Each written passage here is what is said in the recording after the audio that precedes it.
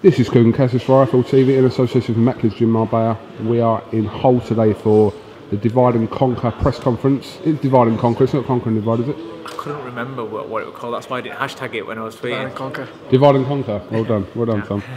With me, I've got professional boxer Tom Knight and former professional boxer, trainer to champions, just all round great guy, Dave Coldwell.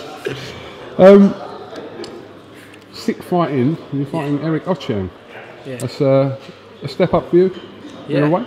Yeah, it's a step up in rounds, I believe. I don't really think it's a step up in class as such. It's not my sixth fight, it's my 60th altogether. And at the end of the day, boxing's about not getting hit and hitting your opponent. So as long as you hit them more than you're going to win. It's the same at the end of the day. So as long as I follow the game plan that my coach has put down for me and everything, I don't see why I can't beat him easily. Tom, you know you can't use street fights in your record, don't you? I don't street fight. I'm not a street fighter. Dave, this is on paper a cracking little fight, isn't it? Good fight. It's a really good fight, but you go along and you've got to look at risk versus reward sometimes, and the reward for beating Ochieng is pretty good. It puts him right up there. Do you know what I mean? He's a kid that's got big ambitions. He's a bit flashy. He loves the sport. He wants to be known. He wants to join the likes of Tommy and Luke. When people are talking about Hull boxing, fights like this are going to give him a shortcut towards that sort of league that he wants to be in. But Ochieng is a quality fighter. Skillful, trickery. He's a good kid, but it's all about timing, and I think that the timing's right. I just think looking at Tom's capabilities and looking at how Ochieng's performing recently, I think it's a fight that Tom wins. Otherwise, I won't put him in it. But like I said, risk versus reward, and for me, it's a perfect fight. Is that you see it, Tom? Obviously, always it's the talk of Tommy Cole, Luke Campbell. Obviously, they're gearing up, hopefully, for a potential showdown in the summer. Yeah. But you want to get yourself in the mix of these kind of names in Hull, especially. Yeah, of course. I mean, it's a hard spot to come up in, especially with selling tickets and the business part being a big part of it.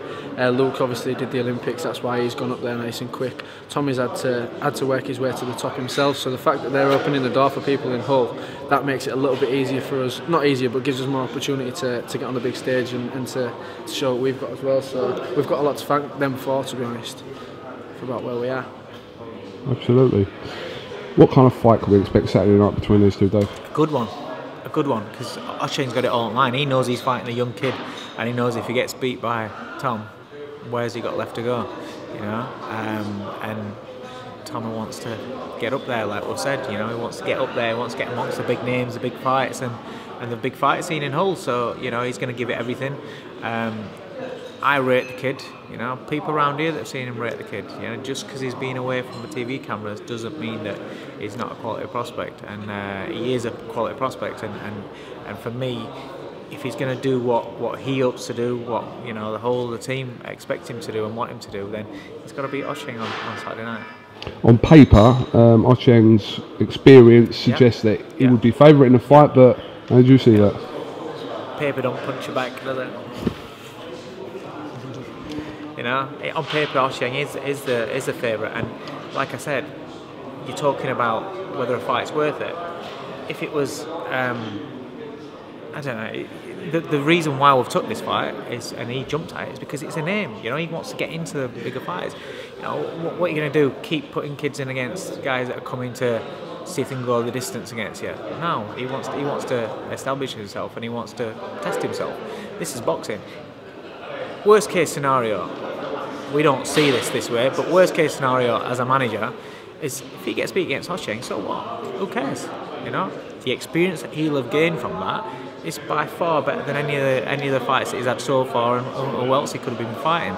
So it doesn't matter. People think about, you've got to protect the O. That's bullshit. You've got to learn, and you've got to have the fights now that are going to prepare you for when you're fighting for titles. And fighting and beating Ochieng is going to help him when he prepares for titles. Doesn't mean he beats Ochieng and I want to stick him in for a title shot. No, it's part of his development. It just gets people talking about it and think, oh, this kid can fight. I suppose you will care if you lose to Oshang, though, won't you? Yeah, I will, but at the end of the day, losing is part of boxing. I started boxing to fight, not to win, and to build a record, especially turning professional. I turned professional quite early with not that much of an amateur pedigree, but it was to fight at the end of the day. I did box at quite a high level in the amateurs, so that's what I'm used to. Like I said, I didn't start boxing just to build up a bunch of wins and then get stuck in with someone and get my ass kicked one day. You know what I mean? This is going to show me how good I am to myself as well, which is something that a lot of boxers lie to themselves sometimes. I want to find out how good I am. All right, Tom Knight, Dave Coldwell, thanks for talking to IFL TV. Press conference is about to start, so best of luck this weekend. Cheers, see you later. Divide and conquer. No, conquer and divide. What is it? Divide and conquer. Divide and conquer. D before C. DC. DC. Just think of DC. That's an element, that is. He's rehearsed that.